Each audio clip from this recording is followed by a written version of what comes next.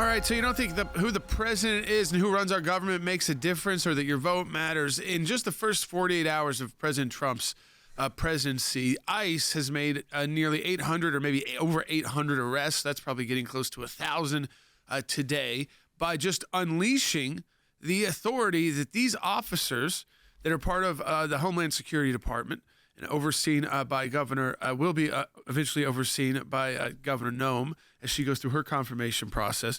But that once you unleash the power of what the law already allows these agents to do, you can hit these, well, they sound unbelievably high numbers, but you realize that's just the beginning. That's just tip of the iceberg when you're talking about at least, I mean, we've been saying 11 million people for, I feel like, 8 to 10 years. So it's got to be 20, right? Because those 11 million people have gotten older. They've had kids. I mean, it's not 11 or 12 million. It's got to be over 20 million people. So if you're going to do that, you got to stay on track really quick. And if you know where the illegal aliens are, for instance, if they are in prisons, they have gone to prisons and they've said, you have 300 who we're going to be taken care of until what? They are then eventually deported? How about we deport them now to serve their prisons sentences in their home countries? And so 300 of them were taken from prison situations. And this is just being done in 48 hours. Imagine when this government is fully up and running. It's not right now. I will be very clear with you. The Trump administration is probably at about 50%. President Trump is at 100%, but his team is not fully in place. You don't have all of the secretaries yet. That's why it's so important that we watch the nominations and the hearing schedules, that they stay on track, because you've got to get the cabinet secretaries in, and then you've got to get their deputies in. And once you start doing that, their department heads, then you've got a Trump administration going at 100%. So if they can do this at 50%, imagine what they will be able to do when all of their people are in their key positions. And that usually takes a couple of months in the federal government, even if you're on time and don't have too many holdups. It's not so much that, again, you've just got to go through a lot of hearings, because a number of these positions require Senate approval. So it's not just you nominating them, it's them going to a committee hearing, sometimes over a day, and then eventually getting votes scheduled on the Senate floor. The Senate's very close right now, so you have to start with your top folks. But it is an example of what you can do, Logan. I think, when you've been there before, but two, when you know what the law already allows. This is not creating new law.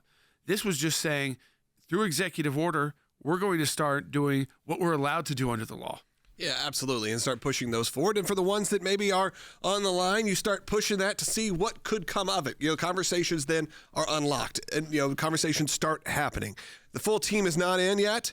It will probably be weeks, if not months, until that happens. But there will be some people that have gone through very successfully. We already saw that with Marco Rubio and more. And the lawfare has already begun too. I mean, I was in a meeting with all of our attorneys yesterday before the show, and I said I want to look at those executive orders, because that's the first acts by the president. We haven't seen legislation yet, and they're going to come under legal scrutiny. They already are starting to get lawsuits. Those lawsuits have already been filed from the far left, but you've also got states like New York and California saying we're going to put together $50 million war chest just to fight legally every Trump administration order we disagree with. So think about what we're up against. In just a couple of states, they put together $100 million by the snap of their finger to take on all of the issues that you care about. So we've got to fight back at the ACLJ. You become an ACLJ champion, a monthly recurring donor today at aclj.org/champions. The champions are the key to our work in these big fights.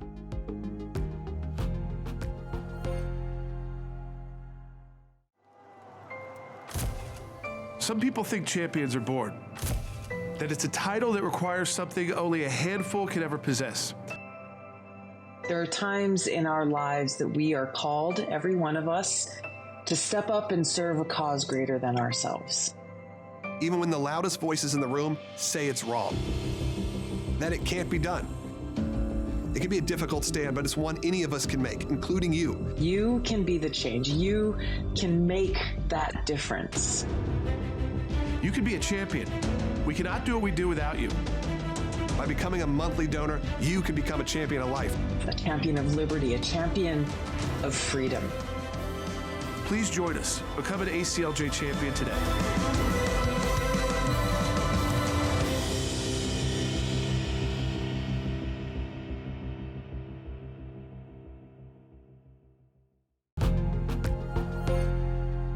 We've got these efforts.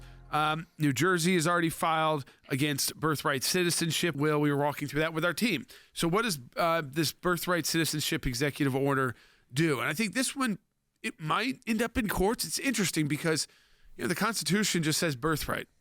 And we've allowed a very broad definition of what that means to basically be anybody who has a child here. That child is a U.S. citizen. It doesn't matter how their parents got here, who their parents are, or if their parents were even supposed to be here legally or not. So it starts with, start with the mother. Is the mother here illegally, or is she here temporarily? So not a green card or something on up, like the citizenship. Well, if you combine that with a father who is illegal or also not supposed to be here permanently, which means it doesn't have to be citizenship, but something like a green card, then that person would not get citizenship. But if you start making those combinations where you've got a father who is here, well, then you would. If you have a mother who is here, again, permanently, then you would then benefit from birthright citizenship. So what will the courts do about that? I think that's just going to be interesting to see where they see jurisdiction and how they interpret something that's very broad in the Constitution, and it's been very broadly allowed to be interpreted by the federal government. No one's really ever said, stepped in and said, you know what, is this really what they were talking about? I mean, they really just mean if people violated the law knowingly to have a child here, that those should be citizens, or if people had a vacation here and they went into labor early, that's supposed to become a citizen of the United States. Because then we started to have industries built around that. Birthing, industries, tourism, birth tourism. And if you lived in places like Miami or others, you would see this all over the place. Really nice medical birthing centers set up because people would have to come and kind of guess. And so these are wealthier, usually Latin Americans, who could make sure their children would be born as American citizens. And they would often just return home. I think that's also, this is not talking about people who are coming here trying to have a baby so they can stay. Not that situation. You're talking about, like Jordan said, sort of wealthy individuals that would come down. A few days later, they're flying home as soon as they're flying home, and then you have dual citizenship for your child. I mean, I understand it in some ways. You have an opportunity to have your kid become an American and be part of the greatest country in the world. Right. Makes sense. Right. I mean, until the laws are changed, and we know that they are changed, I mean, you would understand why people in economic situations that can afford to do that would think about doing that. You can also see why people who are in the worst conditions risk coming over the border because they know that probably 7 out of 10 times they'll be able to get across the border. But now it's Donald Trump's administration. And they'll get emergency health care. So if there's needed, they'll be able to get probably a better situation in terms of the medical care they're going to get provided than in their own home. But we've already country. got New Jersey filing against. They're already saying they're going to file lawsuits against this. So another state. Now we've talked about New York. We talked about California. You think those states would be focusing on themselves right now instead of in some of their major cities, instead of taking on the Trump administration's executive orders. But no, they're taking the people's taxpayer money to file lawsuits on birthright citizenship. That's right, Jordan. And as we mentioned in the previous segment, 766 arrests, Tom Homan, the Border Czar, announced have taken place in the first 24 hours of the new Trump administration. 308 of those were for serious criminals, meaning murder, violent crimes, things of that nature. And this 766 number, that's more in the first day than President Trump did in the first week of his first term, which was still a very big focus on illegal immigration in 2017, early 2017. This number in 24 hours is a large number. Also, that ICE has probably felt restrained under the Biden administration. So I'm sure the agents at ICE are happy to be getting back to their core mission. But you also mentioned the lawfare that's being waged. And you've been warning about this since November 6th, since the day we came on air and said President Trump was declared the winner, but just be on the lookout for this dangerous period and how the left will fight back and why groups like the ACLJ are so important. Gavin Newsom and California Democrats reached a $50 million deal the week before inauguration. So they'd been trying to put this deal together since the election, but at a time when they're having one of the worst wildfires in the state's history, which is wiping out large swaths of L.A., they're still working on a $50 million deal to what they call Trump-proof the state. And what this entails is $25 million going to the California Department of Justice to fight the federal government in court. So essentially, fight every federal thing that they can that President Trump is going to put forward. And the other $25 million of this 50 is going to go to NGOs and nonprofits. Not us. That are specifically legal nonprofits. So the left's version of an ACLJ, the state is going to be giving up to $25 million to defend immigrants against deportation, detention, and wage theft. And this is when you start thinking about these left-leaning states with your taxpayer dollars and going, do you really want to be funding this? I mean, I get, like, if your career has to be there, if this is where you must live, or, moving is not easy, depending on what stage of life you're at either, where your business is, your family is. We all understand that. But you realize they are weaponizing their own version of ACLJs, not by people who are giving voluntarily, but by you, the taxpayer. And then they're going to then fund the left's version to go into court to fight the Trump administration as much as possible. I've said this, and I just to get it through to people, how important this statistic is. And I have no doubt this 4 years will be the same when we look back on it, because we're already seeing so much legal action from our team right now. I mean, we were in a meeting the day after, the swearing in, when really but because the executive orders were signed, and it wasn't like a usual president who does like a few, did 200. Well, guess what? We had to go to work, and we had to get our team to start prioritizing those executive orders. But you know what we're not going to do? We're not going to get $2 million or $3 million checks from California, New Jersey, or New York to help fight this in court. We have to, and we will end up spending more money and filing more cases under the Trump administration than the Biden administration. And in one sense, it's a good thing, because that means we are in court fighting on issues, not to stop something we believe is bad, but to help something go into force and to work that we believe will greatly assist our country.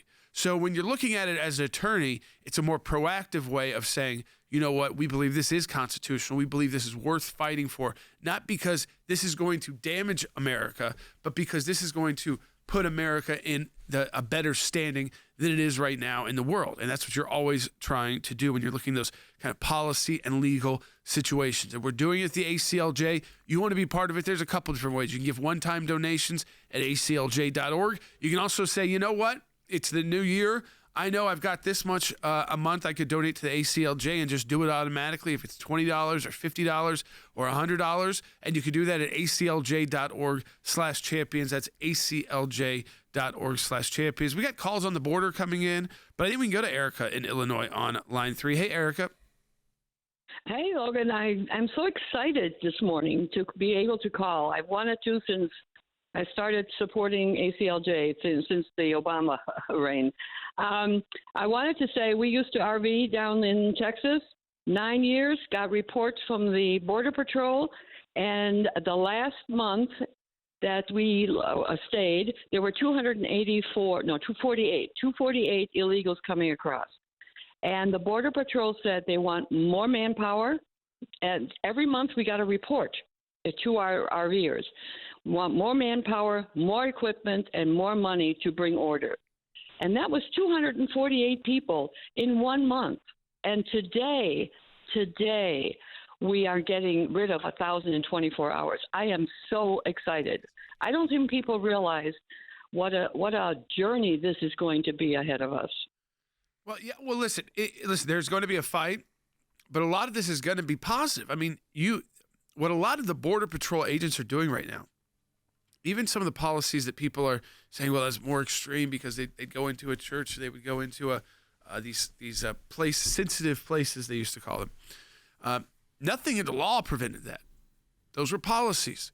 But when things get so bad and communities are being taken over by violence and trafficking and the drugs that come through having a porous border, you have to look at your options and unleash the laws that have already been passed and written to empower your agents to get the job done. And what does that do ultimately? It is to remove those who are here illegally, and they are starting with people who are the most dangerous to communities. So they're not started with grandmas. They're starting with the gangs, the people who have, again, records in the United States of crime.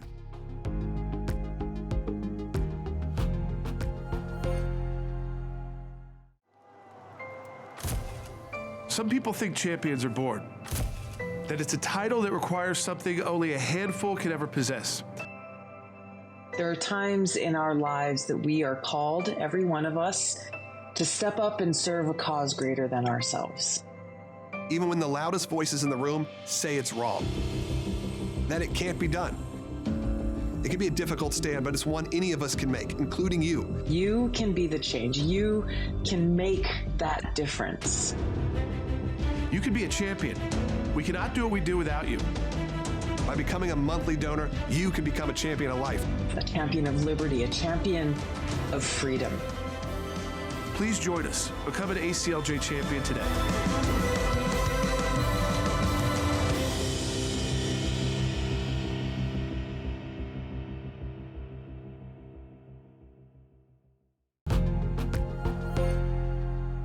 Well, something we talked about, but we've got calls about as well, is these states on the left, these blue states, which are putting together slush funds, legal slush funds to take on the Trump administration. And so think about what they will be doing is giving out millions of taxpayer dollars to liberal organizations to then file lawsuits against the Trump administration. So to take us on in court, basically, to fight us. So we know that California and New York have each put aside $50 million. So that's $100 million right there that we're facing from just two states. We also know that other states like New Jersey, they've already announced that they're going to be filing on the birthright citizenship. So some of this will be happening from the state level, but all of it, being paid for by taxpayers in these states who, again, many are those taxpayers who support the work of the ACLJ. But yet your state and your governor is putting together $50 million slush funds to try and stop any of the policies that the American people elected a president to put into place. That's right. And if you look at what this is, for those of you that missed the earlier segment, that Gavin Newsom reached a deal in the week leading up to the inauguration with the senators, the Democrat-led Senate in California, at the same time that there's these catastrophic wildfires, that there's $50 million to fight the Trump agenda. 25 will go directly to the state Department of Justice to fight the federal government. And the other 25 will go to legal nonprofits and immigration support centers. So imagine the ACLJ style organization, but on the left, they're putting aside $25 million to go to these nonprofits of taxpayer money to fight the deportation or detention of illegal immigrants. And I think we have a call from California about this very topic. Yeah, let's go to Carrie, who's calling from California on line 4. Carrie, you're on the air. Hi, how's it going? Good. Go ahead with your comment. So my husband's a big follower of some of the stuff that's going on in government, and he talked a little bit about how California is going to be trying to fight everything that Trump is trying to do. But I didn't realize that Newsom put out is using our tax money to fight that. Yes, $50 million. He's worked with the legislature. And then they're going to give that money out to liberal organizations and nonprofits to go fight it out, whether that's border issues, immigration issues internally that are happening, and other the policies, pro-life policies. I mean, basically, you can go through the list of the issues that Trump and people who voted for President Trump really care about, and it's most of those top issues that California and New York are going to take issue with. About again, kind of opening up our economy again with using the resources we have in our country. So whether it's oil and gas, and making sure that we are net exporter instead of importer of those, and also at the same time the tougher immigration standards, not just what's happening at a border, but also what's happening inside communities that have been overrun by illegal criminal gangs and cartels that are running cities. So, but we know that this isn't just going to be put the policy into force and it's going to happen.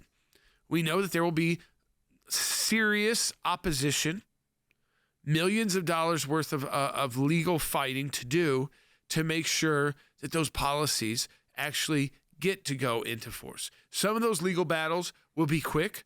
Others will take a couple of years. And think about a couple of years in a presidency that is only going to be 4 years long. Okay, so a couple of years, it gets you to another midterm election. We know what the left strategy is. If you can tie up a policy, especially for a couple of years, and then maybe have some shift in the House and the Senate, or both of them, especially when they're this close. And historically, you look back and midterms are tougher for the incumbent president. Not always, but sometimes, but most of the time. Then if you can tie it up in court for a couple of years, guess what you've done? You've actually stopped the policies the American people have voted for actually having a chance to go into force. That's right. And if you because then they'll come in with legislation to try and block it. You think about, obviously, the United States government has the Department of Justice, the Solicitor General. They have resources because they will have to fight this as well when they're sued. However, there's also a big job being undertaken right now to try and reform the Department of Justice. Many of the people that work for the Department of Justice may agree with some of these left-leaning states.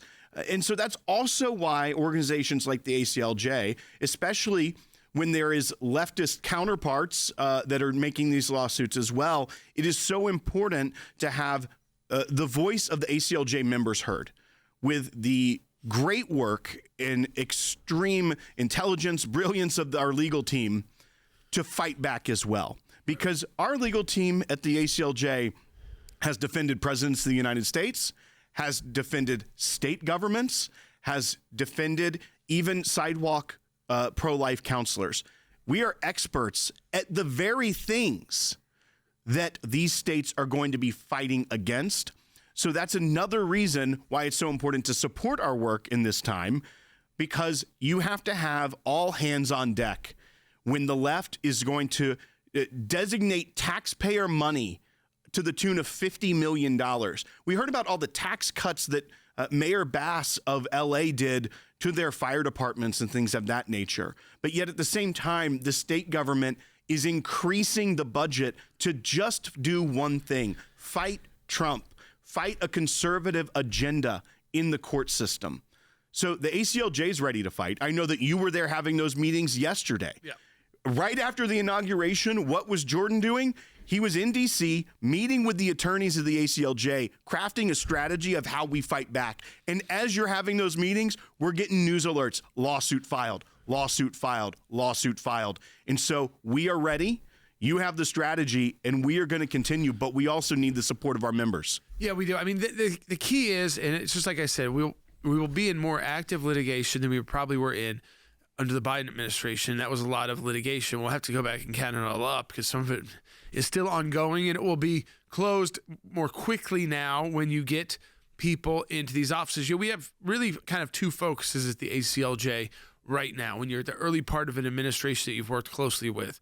Number one is making sure that there are early policies when they don't have the department's heads in yet, they don't have the deputies in yet, to make sure that those early policies don't just get beat up in a district court or a court of appeals and not get fully flushed out in court and fight back. So you want to make sure that that doesn't occur. And the second part of that, and I think it's just important then, is getting the people confirmed. You've got to get people into these offices to start running the offices, or it makes it more difficult to, because the Department of Justice would be the main defense mechanism of these lawsuits like New Jersey's talking about, or California's talking about, or New York is talking about. But our AG is not in, and the deputies are not in yet. And until they are in, we still have to be ready to fight back. And President Trump is going to continue to move on his agenda. So what do? You can rely on groups like the ACLJ and others to make sure that while you're in this process of transition, which is still going on and likely will go on, I mean, it takes a couple of months. I mean, just to be honest with people. It's thousands and thousands of people. Yeah, I mean, you're talking about nearly 10,000 positions that you can fill. And I'd say with every major department, you need to fill at least 50 before you're up and running, maybe at 100% of being able to implement the policies or the legal approach that you're going to take and prioritizations. I mean, that's one thing that we have in government is prosecutorial discretion. So Pam Bondi, working alongside President Trump and his team, will decide what are our priorities as the Department of Justice. And it's not going to be, I have a feeling, going after Catholics or the pro-life community. It's going to be going after the violent criminals and people who are causing Americans to die. I think a lot of it ties into the border, and it ties into what happens when the drugs are already here. And so you will focus differently on what issues you prioritize. And by doing that, you're allowing those resources to be utilized for what you care about the most. And it's a great tool that they will have when they are in place. But I say that, it's when they are in place. And the left knows the longer they can try and drag their feet on some of these nominees, and they'll try to do as long as possible, because that means that much less time for those nominees to actually get in there and start changing things and start implementing the policies. All right, let's go ahead real quickly. Let's go to Kay in Maryland on line 6. Watch it on YouTube. Wrap us up for the day. Kay, you're on the air. I'm so glad that you guys are still hanging in there. I was telling the guy I was talking to, I hope I remember everything I said, being called an extremist because I voted for Trump. And I'm a Black American in a blue state, and just working with for the government and them just pushing me out and not letting me get what is due, and then my taxes being up to yang.